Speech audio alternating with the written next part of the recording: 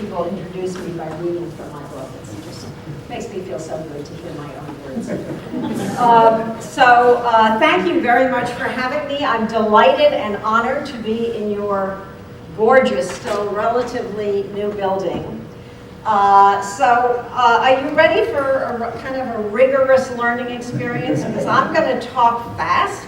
I have so many things I want to say and communicate to you that I'm really going to try to cram as much as I can in the time that I have. Because I'm in George Washington's home and now library, I thought I actually would read, which I don't typically do, but it's too perfect to not do, from the opening words of Hard Times, Leadership in America, which chanced to be about a man by the name of George Washington. This is from the very first pages of this new book. Every nation has its founding myths. Myths about its genesis that not only endure, but that set the stage for whatever is subsequent. In the case of leadership in America, it matters that our founders were revolutionists, leaders who first were followers, subjects of the British crown, until they successfully seized power and ultimately authority by force. It matters to leadership in America that many of these founders, including General George Washington, were ready and willing to put their lives at risk for the principles they held dear. And it matters to leadership in America, even now, that they refuse to suffer a system that they had come to detest, to deem not only tyrannical, but illegitimate. War wrenched the American colonies from the British Empire and secured the United States of America. To this day, this war, the American Revolution, has an impact on how leadership in America is exercised. And I will read one more paragraph from my colleague Doug. History matters. It matters that American history is different from, say, Canadian or Mexican history, or for that matter, from British history. The United States is singular in that it was the first to boast a band of revolutionists that declared the old authoritarian order dead and a new democratic order begun. It was the first among nations to put into practice, or better, to try to, the humanistic ideas that distinguish the ideals of the Western Enlightenment. We're going to now say goodbye to George Washington, but not forever. The whole point of this is that history undergirds everything, and in fact, if my talk is anything, it is actually a history lesson. So let me just ask the people who set this up. It was supposed to be the end of leadership first. Can I just go through to the end of leadership? And I think I will do that. Let me flick through this. If this is working. What? Toward where?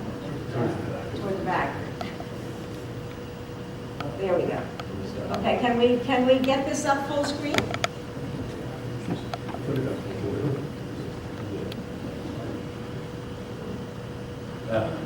Is that efficient or is that efficient?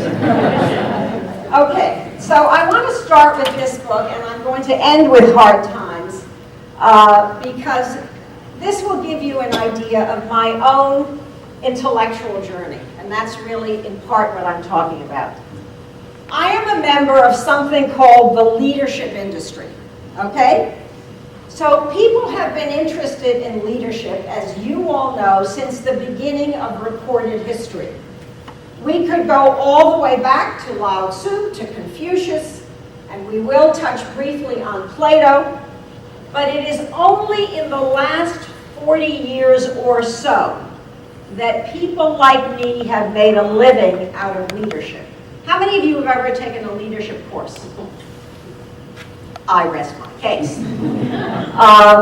That simply didn't exist until 30 or 40 years ago. So this has become this monstrous, burgeoning field. I, however, in recent years have noticed something. And what I have noticed is something that I will draw to your immediate attention. It's not on the screen. Let me ask you a question. Have you ever heard of a man by the name of Brian Williams? You tell me how Brian Williams fell. Anybody? Ego. I didn't say why, I said how. Ego. How did he's been lying for a while. How did he fall now? What happened? Social media. Social media. What happened with social media?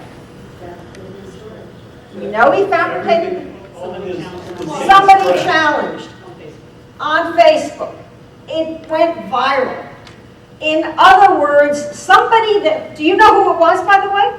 No, you never heard of this person. This person and these people who finally decided to speak up about this are people we've never heard of. They toppled not only Brian Williams, they toppled, not literally, but network executives who had to pull back, leaders who had to pull back their prized possession, a man by the name of Brian Williams. How many of you in this room heard of ISIS 1 year ago? A small number. I'm not going to challenge you. Most people had no idea what ISIS was a year ago. These people came out of nowhere. They're not constituted leaders. We essentially don't know their names. They are forcing the leaders that we're familiar with, including our own president, to bend to their will. How many of you have heard of the phrase net neutrality? Many of you. Big fight recently in Congress. Net activists are the ones who have forced the establishment into declaring now something called net neutrality. The internet's going to be running like a phone company. In other words, what I have noticed is that in exactly the same period that I've become interested in leadership, ordinary people, you can call them followers, you can call them constituents, you can call them voters, you can call them just plain Jane and Joe, have become powerful in new and different ways. So I'm going like, what's wrong with this picture? Why are we missing the obvious? Why is leadership studies, my own profession, ignoring something that I consider to be very important, which is bullet point number 1 and bullet point number 2?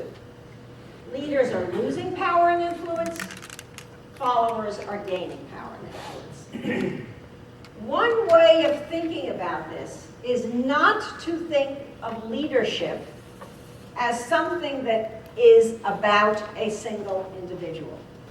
And I have to say, this is my newest hobby horse. I never anymore talk only about the leader. I talk always about leadership as a system with at least 3 parts. The leader matters. It's not about leadership or the leader being unimportant, but so are the followers, so are ordinary people, customers, clients, voters, people who refuse to go along, powerful in new and different ways, which is what I'm going to talk about, and so is the context or contexts within which leadership is embedded. All right, you're going like Plato. What's he up there for? He's up there because, as I said, you're going to have a history lesson. This democratization of leadership, this distribution of power, authority, and influence happens to be more striking in recent years for reasons that we're going to go into, but it is not new. How many of you remember what Plato talked about when he talked about leadership, or who he revered or wanted to have as the leader? Can any of you remember? You're going to be so embarrassed when I tell you. You're going to go, oh my God, yes. Anybody? Socrates. That's who he was talking to. Do you remember the philosopher king? Oh, yes, the philosopher king. His idea of leadership was centered on a heroic person who was not only a leader, but who was a philosopher, a wise person. How many of you remember who Machiavelli had at the center of his attention? The Prince. Everybody in this room read The Prince? Almost everybody in this room read The Prince. So there you have Plato, philosopher king, Machiavelli, the Prince. This changed with a man by the name, remember we're talking here about the Western Enlightenment, this changed with a man by the name of Thomas Hobbes. How many of you remember being forced to read excerpts as undergraduates from a book called The Leviathan? A bunch of us. Thomas Hobbes, for the first time, a great Western philosopher, paid attention to the other and gave ordinary people a right. Until Thomas Hobbes, there was no literature on people like you and me having a right. It was the most fundamental right of all, the right to life, but it was the beginning of the leveling of power, authority, and influence. So you go from the kings, you go from the clergy, and you are starting to say, you know, not only kings, not only queens, not only the royals, and not only clergy have a right, ordinary people have a right to life. Now we're going, don't get panicked, I'm not a communist, Marx and Engels are up there, I understand, and I'm going to explain why in a minute. John Locke. What did John Locke and Montesquieu do? And we're, by the way, in a building that reveres the thinking here. What did they come up with? I am so not going to tell you. You're going to have to come up with it. Thank you. We got it already. Separation of powers, checks and balances. The idea of a legislature, a people's legislature. Now, when you unpackage the term checks and balances or separation of powers, what are you in fact saying? Individual rights. Individual rights?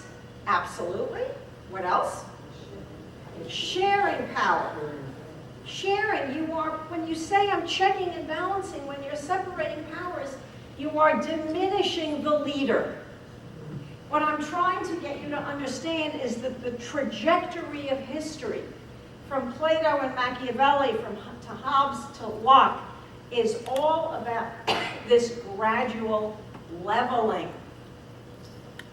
Over time, this only gets more and more. I promise I'm going to take you to the second decade of the 21st century, but not without dragging you first through other centuries. Thomas Paine, the book? Thank you. All the Great Revolution. If you haven't read it since you were going to school, read it. It's a little tiny pamphlet. It's all about our rights. It's about our rights. Now, is there anybody here who's not born in the United States of America? A very small number. Now, it's possible. Americans are not very good at a book called The Communist Manifesto. They're just not good at it. You've heard of it. Anybody want to admit to having read it? Yay, small number. You know, I say The Prince, everybody's hand goes up. I go, The Communist Manifesto, it's like a little, you know, a few little people. The Communist Manifesto, 1848, came out, by the way, this is a really interesting fact, this contagion of ideas. We talk about globalization now. Oh my God, the world is so small. This book, the Communist Manifesto, came out the same year as a document known as the Seneca Falls Convention document, Elizabeth Cady Stanton. I don't know how many of you have read that document in recent years. It is full of anger. It is women saying, you can't own me. Women saying, I want my kids. Women saying, I don't have a right. Women saying, I can't work. What is this with you men? The last lines of Marx and Engels' Communist Manifesto. See, if I ask this question in Europe, everybody knows the last lines, but in the United States, they typically don't. The last lines are similar to Elizabeth Cady Stanton's. They're not about women, of course, but they're about workers, as most of you know.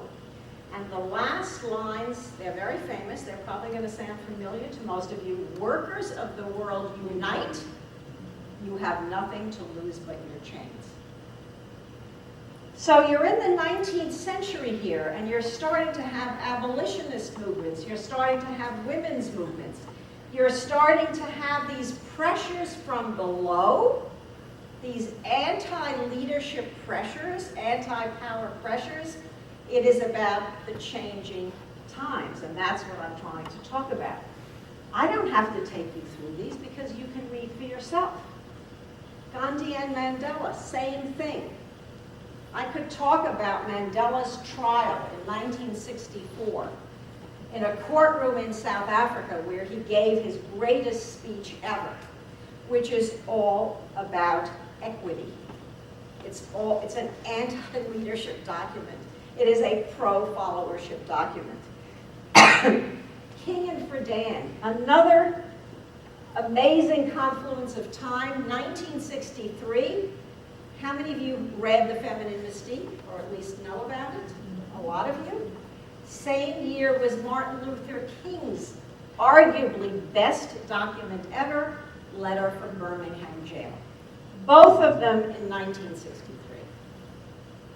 Are you guys getting my drift? As I said, a rapid course in history, but it's really important to understand what's happening now. End of colonialism, end of communism, rights revolutions. By that I mean the 1960s and 1970s. I'm talking about the United States of America. Somebody give me some rights revolutions from the 1960s and 70s. Anybody? Civil rights. Next. Voting rights. Women's rights. Others. Gay rights.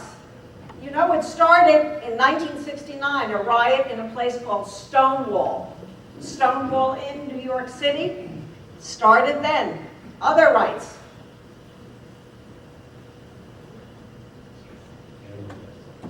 Very big. You have a good leader here. He said animal rights. Very, very important. A book that came out in 1975, Animal Liberation by the great philosopher Peter Singer. Whole big animal rights movement. Rights of the disabled and disadvantaged and the whatever, those little slants that we now take for granted in sidewalks that are law. Acts to handicap, that's all from the 60s and 70s. All these rights revolutions. They are people pressures from the bottom up.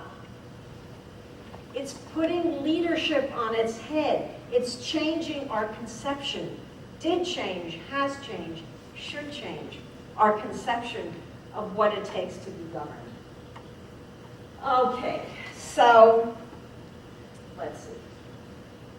I think I'm going to start with this.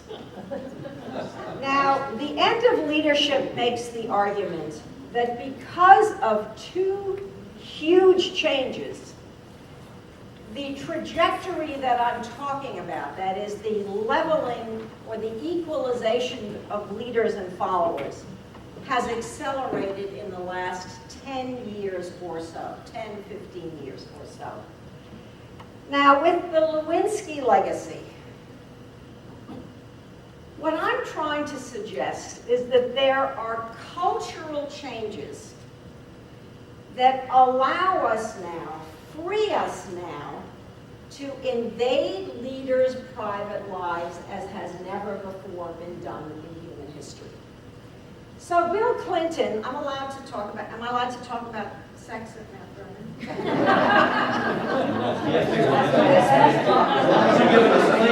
a disclaimer. It depends. All right, that's a good answer. He said it depends. Okay, I'll be very careful. I understand I'm in hallowed halls here. So we know that Bill Clinton was not the first president to have a relationship with a woman other than his wife. Duh, right? We're now at the duh point. We also know that Bill Clinton was humiliated by this in ways that were completely inconceivable. It's not just, if it were just that we found out he had had a relationship with a 21-year-old White House intern, that would be one thing. But we actually found out, I don't even want to say salacious details, I'll say details about what happened, how it was discovered. Do you remember the blue gap dress, the famous blue? When you think of the implications of, this is New York Times stuff, by the way, this is not National Enquirer, okay? That does something. When we know that kind of stuff about people in positions of authority, by the way, I should make this point. This cuts across the board. This is not just about political leaders. This is about private sector leaders. It is about educational leaders. It is about military leaders. It is about, thank you, religious leaders. I write a lot about what happened to the Catholic Church since the year 2001. A perfect example, this upending of the clergy by people who finally came forth. Very important part of this whole story.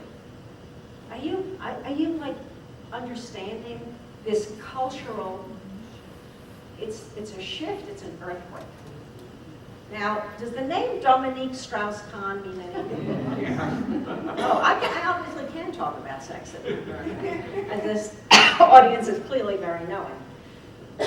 If you follow this case, he is the former head of the International Monetary Fund, and people thought he would be the successor to Nicolas Sarkozy. He has been put on trial in France, of all places, for pimping. Now, I mention this only because even the French, who we associate, well, anything goes in France, they have been shocked by the level of detail that has been unearthed in this trial. So our capacity to revere people, I call it the Oprahization of American culture, this knowing everything, this letting it all hang out, this is very difficult. This makes it very difficult for leaders to keep themselves above and apart. So, change number one. How am I doing on time? Okay. Are you all with me? I can keep going. I'm not too fast. You're good? Okay. So, this invasion of people's privacy, again, I call it the Oprahization, but it comes with something else that I call the American idolization of American culture. So what do I mean by, is anybody in this room willing to, I know you're all very intellectual, I got it, you're incredibly smart, incredibly intellectual, but do any of you ever watch a show called American Idol or Dancing with the Stars? Oh, come on, they've got to be, all right, I'll admit it, thank you. So how are decisions made on those shows? Texting. Right. Innocuous voting. Innocuous voting by ordinary people who absolutely know nothing about dancing or nothing about singing. You go to Boston, which is where I work. You want to find the best restaurant. How do you find out? Yelp. Maybe Zagat's, used to be Zagat's, Yelp. How did you find out 20 years ago, or 10 years ago even?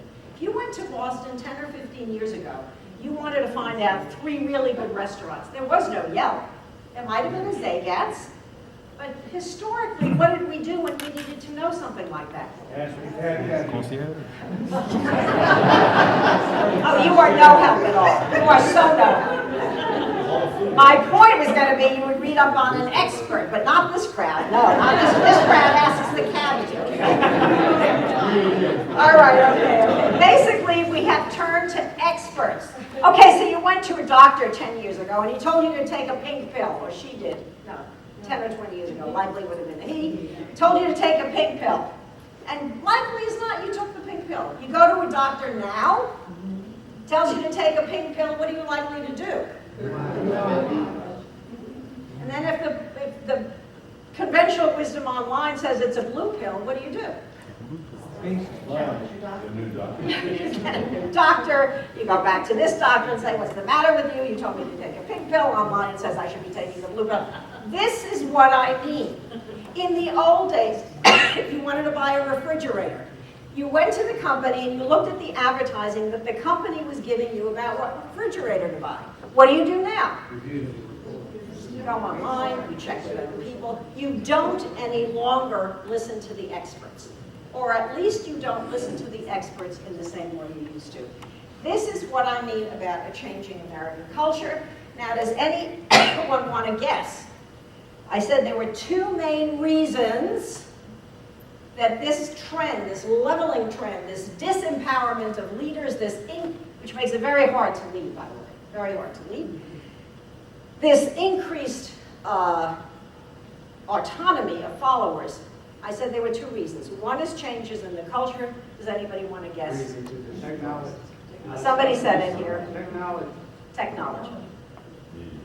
Technology. Have you ever stopped and thought about the impact of technology on relations between leaders and followers? It is stunning. By the way, remarkably, there's very little literature about it.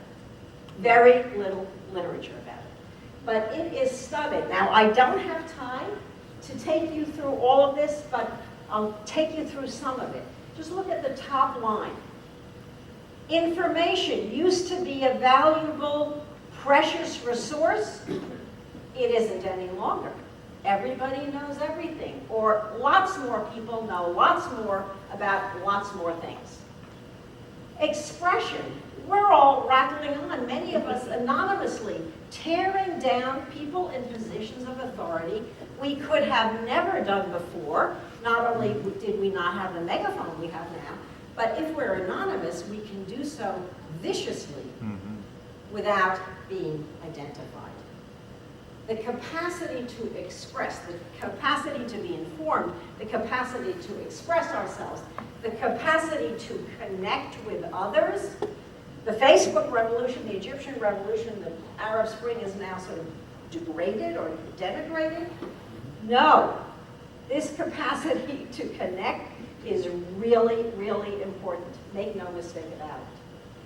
So what I'm trying to say, to me, I love leadership stuff. It's an incredibly rich subject.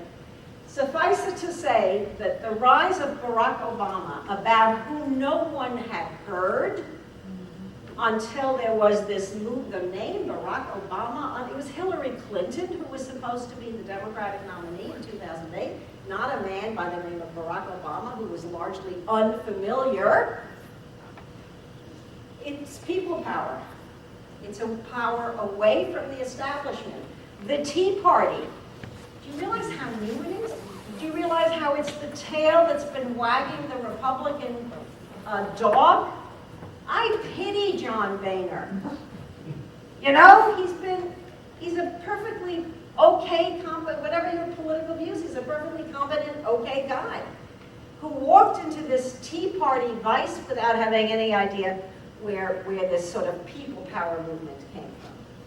So all of this is important. Let me just say one thing about the very last bullet point. You'll notice that while I'm ranting about people power, there is a lot of countries in the world where it seems to be going in the opposite direction. Russia is an obvious case in point. China is an obvious case in point. Both countries have tightened up in recent years, made it harder. Turkey, Egypt, harder than it was. So what you have as a result of this follower power is leaders feeling threatened correctly, I might add, in new and different ways, and saying to themselves, unless I clamp down harder than I did a couple of years ago, this is going to happen to me. That is, this difficulty in governing, if not being totally upended. Okay. About leadership studies, leadership industry, leadership, all of that. Maybe in the question and answer period we'll have time for me to go into it a little bit. I am a serious skeptic. There is I am very alone in this. You know, most of my colleagues profess to teach how to lead. I'm looking at graphs that say ever since the leadership industry, which is 30, 40 years old, as I said earlier, our respect for leaders, our opinions of leaders, our everything of leaders has declined. And I'm going like, okay, so what's wrong with this picture?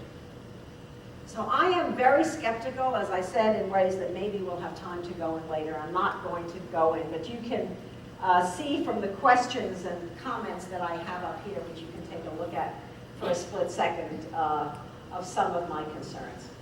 Now I want to close. Do I have, in order to go back to hard times, do I have to go forward? That's going forward. That's good. Yay! Yay technology, right? Yay! Yay technology. Okay, so let me repeat a point I made at the very beginning. Increasingly, as Doug mentioned, I wrote a book called Bad Leadership. When I wrote a book called Bad Leadership, I realized, and if ever any of you look at the book, you'll see, I realized you cannot do bad leadership without bad followership. It doesn't exist. Simple question. Hitler, it is said, killed 6 million Jews. How many Jews did Hitler kill? None. And you're going, oh, right, it's not just about Hitler. How can I understand Nazi Germany without understanding the German people? The so-called willing executioners.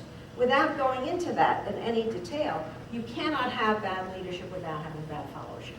And you cannot understand any kind of leadership, bad, good, or followership, without understanding the context within which that leadership is embedded. That brings me, and I will say just a few words about it, to my last book. In a way, I've done now the trilogy. I've written a lot about leadership. I've written a lot about followership. This book, and a few others, but this really is all about the context. Think of context as a series of concentric circles. So if we were talking about ourselves, there's this room, however many people are in this room, so we're here. We're in Mount Vernon. Mount Vernon is near Washington, D.C. We're in the United States of America. The year is 2015. All of those contexts. In this book, I look at the context that is the United States of America at this moment in time. And I argue that these contextual components, of which history is one, I identify 24. History is one, and the first. American history, and I wasn't kidding when I said our revolutionary heritage impinges on how we exercise leadership in the 21st century. It is not irrelevant. So this is a contextual consideration. Let me just take you through the 24. I'm not going to say a word about them. I'm just going to take you through them. History, count, 24. History, ideology, religion. I go into all of these. How does religion impact? By the way, Washington, in the matter of religion, as in so many other matters, he was an amazing pace setter. He actually spoke about this in ways that matter today. Politics, economics, institutions, organizations, law. The law, nobody used to pay attention to the law as it pertains to leadership. Guess what? We live in an incredibly litigious society. Guess what? You can't be a leader without understanding the litigiousness in which you're embedded. Any of you school principals or superintendents? Anybody in here? Anybody hospital administrator? Do you guys work? Do you have jobs? If you did, you would, if you were any of these, if you're a CEO, if you're any kind of a leader, or not to speak of a politician, you would get it. You can't do any of this stuff without being incredibly aware of the litigiousness. Technology, media, money, innovation, competition, class, culture, divisions, interests. You get the idea. I'm not going to take you through all of it anymore. I will simply say, it is, as Doug said, this is an ambitious attempt on my part to look at the United States of America in the year 2015 and to ask how these various contextual components matter to leadership and followership. You might have noticed that Washington is it okay to say it's like a teeny, weeny bit dysfunctional? Like, what's that all about? I would argue it's not about bad leadership, it's about bad followership. nobody knows how to go along with anybody else anymore. So there are larger cultural, contextual, environmental, situational factors that impinge on how leadership is exercised and that I argue make it really hard. I don't know, how many of you would identify yourselves, it's okay, don't be modest, as either leaders now or having been leaders in the last 5 or 10 years? A good number of you. You may have found it's hard. It's not easy. You can't tell people what to do anymore. You have to draw on different sets of skills. Command and control is out. Too many cultural constraints precluded, so you need to drop power, you need to drop authority, and you need to rely on influence, much more than ever before. So, Pache George Washington, we are now in 2015, and you know, there are great men. My de-emphasis on leadership does not mean that I don't acknowledge there are great men. And there are, guess what? There are great women too. So that's a whole other conversation, women in leadership. But my overarching point is that times are changing and that leaders who do not understand the changing times are destined to be left behind. Thank you very much. Those are my formal comments.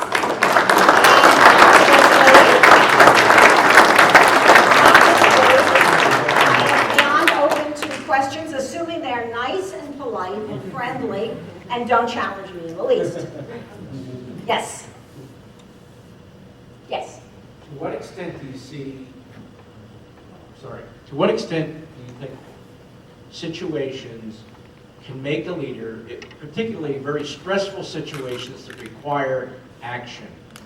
And do you believe that, and not everyone's going to react to that, but if you do, it will give you a sense of leadership?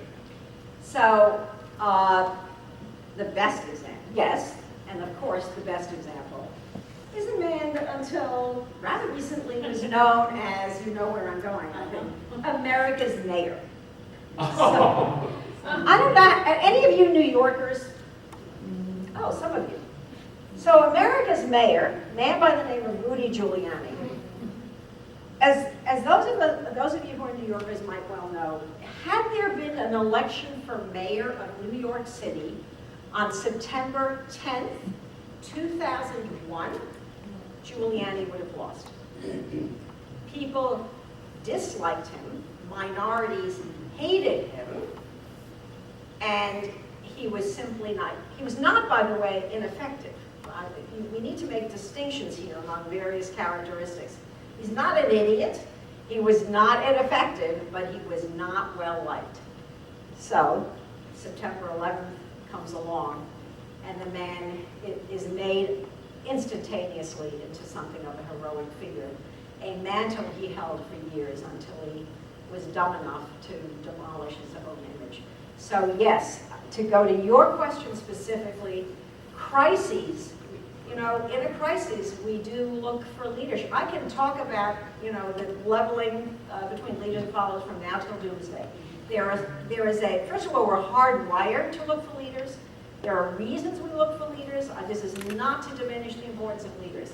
It is to say times change, but that changes very little. Should there be a crisis, we are looking always for somebody to save us from ourselves, always. So yes, I do think sometimes times make the man. Or the woman. Yes. You touched on this, but... Can everybody hear everybody else? Bring his microphone. Oh, we have hand, oh my gosh, this is such an advance. Speaking of technology, it's impressive. Thank you. You touched on this, but I'm always very curious about thoughts on inherent leadership ability, maybe things that you're born with. I mean, what can be taught? And what can be taught? What's the delta between Yeah. the two? Yeah, you know, you're going to hate me. My answer is it depends.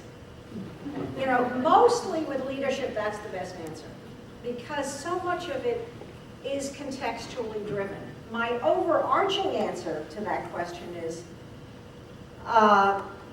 it's the same answer as if you said to me, can you teach swimming or piano playing or painting? And in all cases, the answer is yes. So I can't draw to save my soul, but if I took drawing lessons, I'm sure I would learn how to draw somewhat. Would I ever be a really good artist? No. I'm not sure leadership, which is more art, I think, than science, is very different from that. But I will also add, it is so driven by the needs of others at a particular moment in time, by the task at hand, by the context, by the situation. So a person who's an idiot, lousy leader in one situation or context might actually be a damn good leader in another one, depending on what the situation requires. Students get so irritated with me because they're all, especially students taking a leadership course. I teach mainly adults at Harvard, and I talk to lots of different audiences, and they're always, I think especially with leadership, people want an answer. Oh, well, you know about leadership, give me an answer. Mostly the answer is it depends, and it's an unsatisfying answer, but as far as I'm concerned, it's the truthful answer. And that this notion of I can buy a leadership book, I can learn how to be a leader, I can teach you how to lead if you take my course, I can teach you how to lead if you take my executive program, I think that's bullshit. You know, I've been around a long time. Do you know how student teachers of leadership are evaluated generally? You know what, you saw it up there, it said, what's the measure? That is one way, but if you're teaching, the university at the end, so I'm at the Kennedy School, the university will send around at the end of a term a kind of evaluation sheet. Did you learn a lot in this course? Did you like? Was the course hard? It's basically, did the students like me? If they liked me, I'm going to be very, to be honest, I generally get great evaluations. That's because they have a good time in my class and they might actually learn a little something. Do I really think that I'm making some kind of earth-shaking difference with regard to how they're going to lead? Not for one second. With any luck, they will learn a little bit about leadership. I do not necessarily think that translates into how to lead, but I do think, understand, you know, if I were the queen of the leadership world, which I decidedly am not, I would do this kind of liberal arts. I would have them read Plato. I'd have them read Machiavelli. I'd have them read Shakespeare. I'd have them see a film by a woman named Leni Riefenstahl called Triumph of the Will. That's how I would educate people to be leaders. And I would educate them over a long period of time. I would never communicate, if you take this weekend executive program or you take a semester, you too will learn how to lead. It's got to be lifetime. Plato got that part right. It's got to be over a lifetime. Yes? Good evening. In your experience then with, like you said, executive leadership and students, probably military as well, what are some of the common leadership definitions that you hear? Oh my God. And then some that you reject, just outward? Okay, so nobody is as quarrelsome a group as leadership experts. I've been in this field years and years. Everybody disagrees with everybody else. Everybody's definition, Doug, if you're starting something here in leadership, you'll know, everybody's definition is different from everybody else's. I'll give you mine. I am, I think, the only one I know who has a purely functional approach. So, I'm sorry, what's your name? Bob. Bob.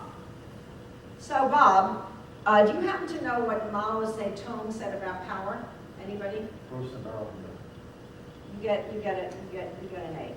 Thank you. Power grows out of a barrel of a gun. Now that is the most antithetical statement to the modern leadership mentality that you could possibly think of. I, on the other hand, think that's right. I'm looking at Putin, that son of a bitch. That son of a, he's horrible. I got my, sounds like I'm showing off. I'm not showing off. I honestly have my master's in Russian and Eastern Studies, and I've retained a lifelong interest in the Soviet Union and Russia. Trust me, Putin is horrible, really horrible.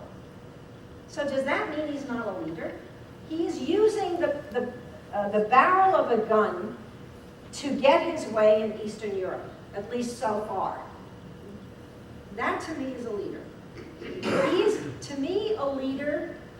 If I, Barbara, can get you, Bob, to do what I want you to do by any means necessary including, I'm sorry, I don't know your name. What's your name? Jim. Including Jim's reminder of what Mao said about power, then I'm leading you. Now, it's not leadership as it is defined now, because the word leadership as it is defined now always has the adjective good in front of it. I reject that definition. To me, a leader is somebody, it is person A who can get person B to do what A wants them to do by any means necessary. To me, that's, you know, you lead, I follow. I want you to do this. If I can get you to do this by any means necessary, I have led you to do, I have directed you, I've gotten you to do what I want you to do. But that is, to say it's the minority view is, and many of you have taken leadership courses, you'll know that what I just said is out of the box. It's not the way the word leadership is conventionally defined. The word good is so much in front of the word leadership that if you say you're taking a leadership course, what you really mean is you're taking a course on how to be a good leader. It's about good leadership. There's almost no study, as you briefly mentioned. There's almost nothing about bad leadership. And I'm going like, how can we ever fix bad leadership if we don't study bad leadership, if we don't think about bad leadership? Why is that out of the way? It's as if you were trained to be a doctor, but you didn't look at pathology, or you didn't look at the dark side. What the hell is that? But I'm alone, or virtually. Not totally alone. It's a very military definition. It's a very military definition of leadership. That's that good. I grew up with. I don't know if you mean that as a... No, I'm serious. I'm just saying, that definition of the ability to influence others Way to go. to do what they normally would not do in other circumstances. Way to is go. what I grew up with. Are you a military person? I used to be, yes. Used to be. Well, then you still are. Yes. In your book, you touch upon the subject of money. Can you talk? Yes, yes, he's right, he's right. You have a beautiful voice, we want to hear it. In your book, do you touch upon the topic of money and how it corrupts leaders from becoming exceptional leaders, and how it deviates them from staying on the right? It's a great question.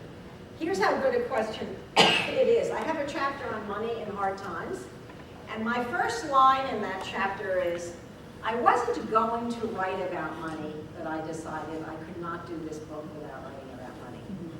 So yes, money is, you can't understand leadership in 21st century America without understanding the role of money.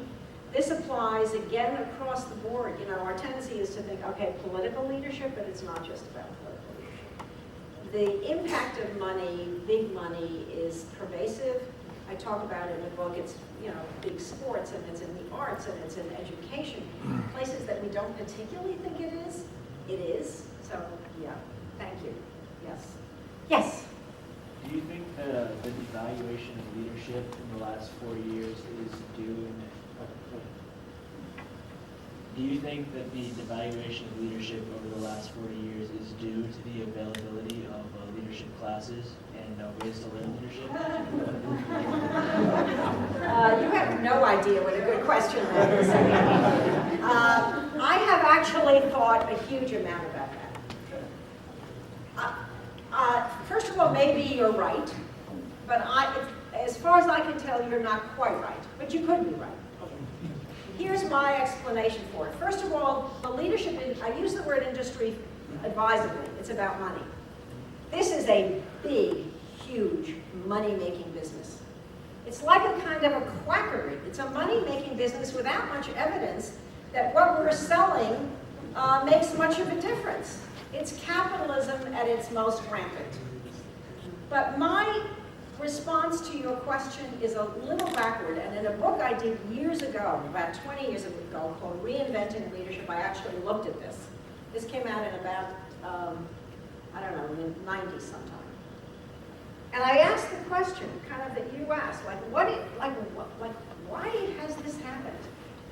My analysis of the situation is that the leadership industry was originally a response to American decline. So here's what was going on in the public sector. We had 3 assassinations. We had a series of failed presidencies. You can tick them off until Ronald Reagan, whether it's for whatever sets of reasons.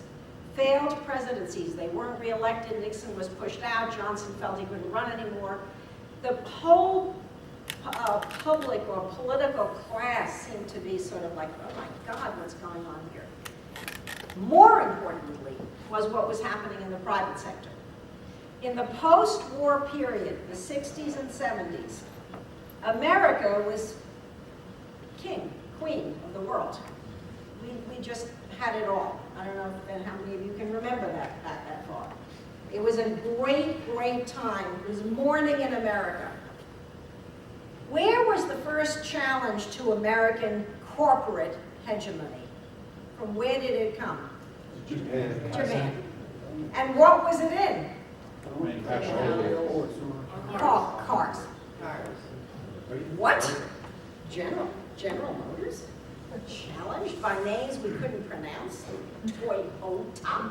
What was a Toyota? That happened gradually in the mid to late 70s. By the 80s, it became clear that political America and corporate America were changing simultaneously. And I think it was that. This leadership business is primarily a private sector phenomenon. It's mainly based, by no means exclusively, got it everywhere now. It's leached everywhere. Harvard just started a new PhD program in educational leadership. So it's well beyond business schools, but it started in business schools, and it started in response, but it was a confluence. It's, by the way, American. In keeping with Americans are the ultimate how-to culture. So this is how to be a leader. I can teach you how to do anything. I can also teach you how to be a leader. But in my analysis, it was a response to a perceived threat from abroad to corporate America by Japan in particular, then not long after Germany, and at the same time, the United States political realm, political sector, seemed to be suffering a series of traumas that were quite unfamiliar to us. So that's my explanation for why the leadership industry. But as I said, it's also turned into a very big moneymaker for a lot of, except me, but for a lot of people. No, I'm serious because of the way I talk, like I'm cheap. Yes, go ahead. Could you address the role and current trajectory of philanthropic leadership? I am actually going to San Francisco in May to talk at the Center for Effective Philanthropy conference. They are having, I try to say, do you remember a guy named David? I mean, this is a rhetorical question. Of course you remember David Petraeus. David Petraeus was unusual for a very long time because he was actually like a sort of, oh my God, there's a kind of heroic figure. So he gets done in, as you know, in this embarrassing, idiot way. My point is that this cuts across all sectors, including heads of foundations, heads of nonprofits.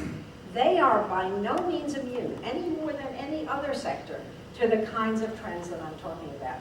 And I've had some preliminary conversations with the guy who's the director of this Center for Effective Philanthropy, and he's saying, they're finding it hard to lead. But the trouble is, and this is why I feel my argument is so important, the trouble is people think taking leadership courses is going to fix things. Oh, if I learn to communicate better, if I learn to decide better, if I learn to negotiate better, well, I'm going to be a better leader. To go back to your question, yes, you'll learn a few things, but you need to understand the times in which you live. You need to understand your constituents, and unless you're willing to be less narcissistic, less inner-directed, and more outer-directed, you're not going to get it. So, but I'm fighting, it really is an uphill thing. I mean, my argument is well heard. I don't mean it isn't. But I'm saying most leadership types thrive on the development of the self, self-awareness, and 360-degree feedback, and I'm going like, okay, no, there's other things you need to pay attention to. As I said, I'd have them all read Shakespeare. Yes. This is sort of a social media question. politician question. To what extent do you think today's political hierarchy have become politicians as opposed to politicians? And do you think that's good or bad? Well, those are the kinds of questions that you guys can answer as well as me. There's no expertise required. And we know that focus groups and polling and all of that stuff is like taken to a nutty extreme. Now, whether it's good or bad, again, this is a question you can answer as well as I. Basically, it's good. We want politicians paying attention to the preferences of others. However, this is so well known, and it's so different from the days of the Founding Fathers and the early days of the Republic. You used to serve in Congress briefly. It was considered a kind of calling or even a duty or a responsibility. Oh, yes, I'll do that. I'll serve for a while, and then it was understood you would get out. Now it's considered, in many, many, many, way too many cases, a kind of lifetime appointment. And the fixation on re-election is maddening. And the system, I have to say, I hope I'm allowed to say this. I'm allowed to curse, but I'm not allowed to question the Constitution here. There's something in this era about the needing to be re-elected every 2 years that is probably dysfunctional. You very properly raised the roll of money. So these people get elected, and then 30 seconds later, they're worrying about re-election. And they're not nuts. They understand that they have to constantly run. So this sensitivity, not only to polling, but to certain, you raised again the issue of money, to the moneyed classes, who do I really have to pay attention to? It's a problem. These are, my interest in leadership is enduring because you're all asking wonderfully interesting, rich questions. So just one piggyback on what you said. I keep talking about the rise of the follower, and then sometimes people will come at me and say, yeah, but there's no more labor union movement. If followers were so important, why has that drifted down? It's complicated. There are pressures. You all know that Walmart has now decided it needs to raise the minimum wage. 20-something states now have a minimum wage law. So there are pressures, but one of the problems with followers is that they don't organize. You can talk about social media from now till doomsday. It is an atomized effect. It is everybody kind of out for themselves with their own little keyboard, tapping away without having a sense of, gee, I'm going to have a lot more power if I connect politically to somebody else. So it's this whole, it's really, really complicated, which makes it also endlessly interesting. So my short answer to your question is, to some degree we want to know about other people's preferences, but if it gets carried too far, we lose our own sense of self and our sense of identity, and the reason, that we were supposedly elected in the first place. So, yes. Oh, yes, we do want a mic.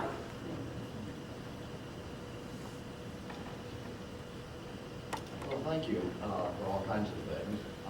Let me try an idea that I have not thought of before, but I think is implicit. Is the mic, can you guys hear? No, I don't think the mic is on. I don't think these everybody's very dutifully holding them, but I happen to think they're not on. It is a green light. Bingo! All right. So let me play with some of your ideas.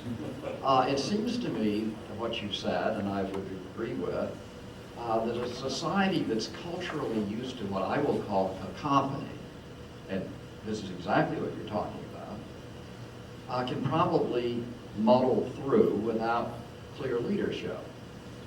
And I think of the USA, and I also think of Israel as models. But societies that don't have a cultural ease with cacophony, it seems to me, and you made this point, may well choose or accept forms of authoritarianism. And what's unsettling, it seems to me, is that each will fear each other for its undermining possibilities. And that's not an optimistic future. Yes, it's, I just wrote a chapter for a book on that. Maybe you can edit it and fix it up for me. You know, it's an incredibly good point, and just to embed it for a moment in history.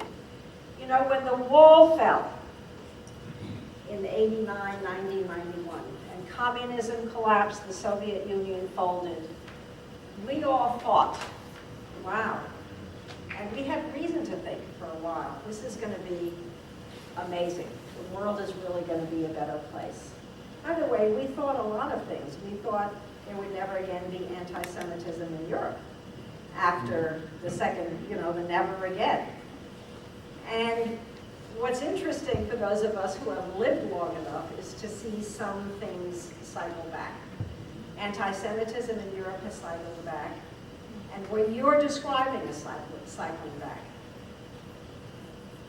Now, I said earlier that authoritarianism was returning in part because followers, ordinary people, unless it returned, ordinary people, whether in China it's a huge problem, activism, for the authorities, that they would become a threat to the authorities. That is part of the reason that authoritarianism is returning. But it is returning in places that have never had, and I think this is really your point, the political culture to support real democracy. So I really want to support your point. You know, being a democracy in Greece these days, it's a son of a bitch. Spain, Italy, France. You know, the French, 2 million people marched in the streets a few years ago because Sarkozy wanted to, I think it was, raise the retirement age from 60 to 62. 2 million people said you can't do that. By the way, he did it, and then his successor Hollande undid it.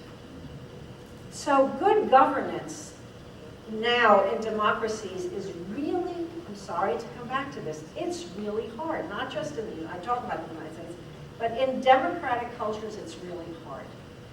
Governance is easier when you are exercising complete or near complete control, and when you are backed, as is Putin, or Xi Jinping, or even Erdogan in Turkey and others, Sisi, by cultures that have either never or for decades and decades experienced the cacophony, which is really hard and undesirable in many ways, but it is at least reminiscent of democratic participation. So it's a really important point, and a slightly depressing one, but there we are.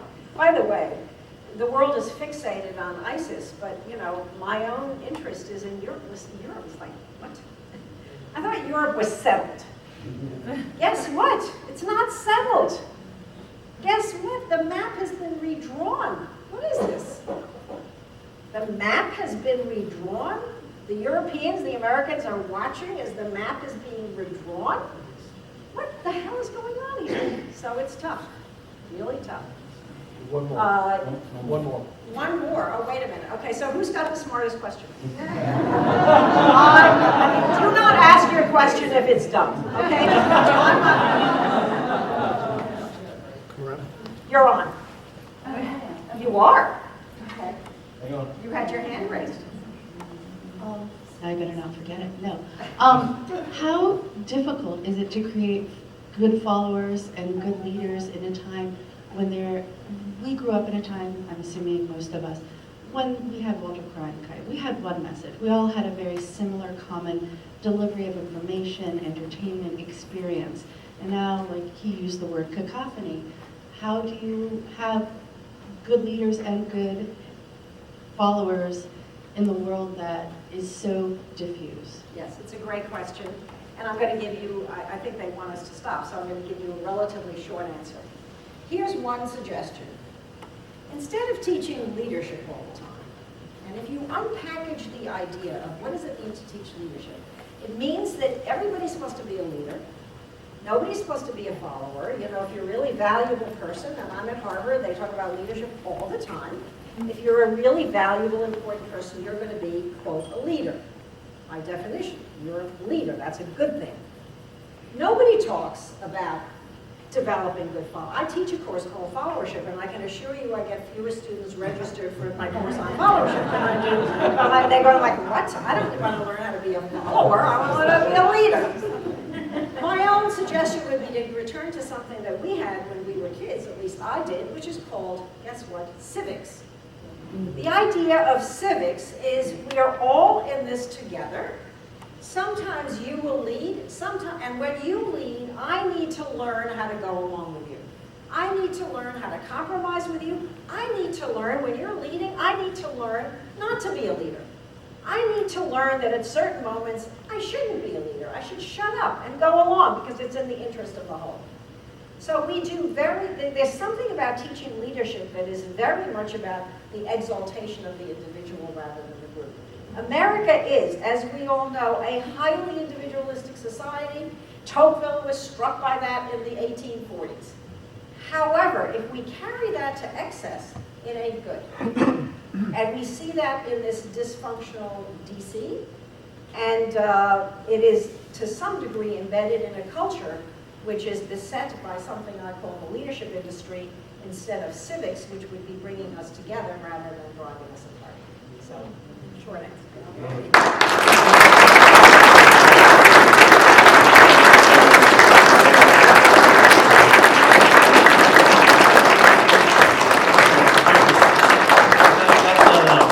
Give her a big round of applause.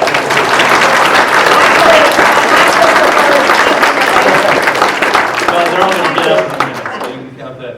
So anyway, you guys know the drill. We've been here before. Professor Kellerman is going to have a chance to sign books, and we're going to make her stay here to sign everybody's book. And I really wish you do go out and buy a copy, because as you see, it's filled with all sorts of learned information, and this could have gone on much longer. But we do have a reception afterwards as well for people who want a little wine and conversation down at the end of the hall. So thank you all for coming, and I hope to see you again soon.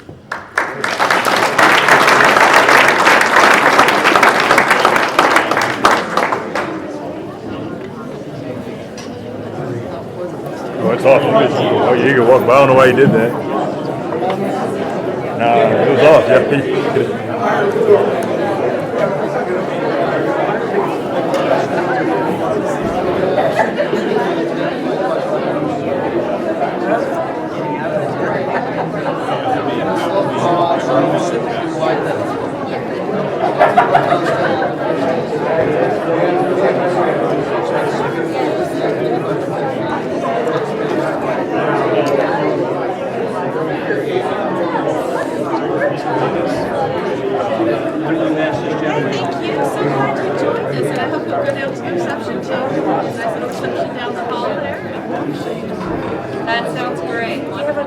Yes, hello, how are you?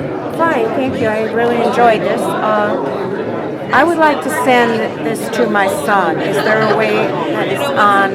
Yes. Michael Caine up there in the front with the short gentleman at the front.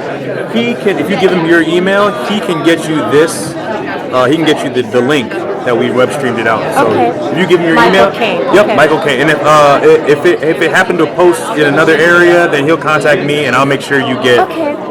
Thank you. Yep, no problem. He's military. Oh yeah. And he is a leader, but it's my kid, you know. Oh yeah, my mom's the same way. My mom be like, I got you a book. I'm like, oh, thank you. But I enjoyed it. I thought it was very good. Excellent. Yeah.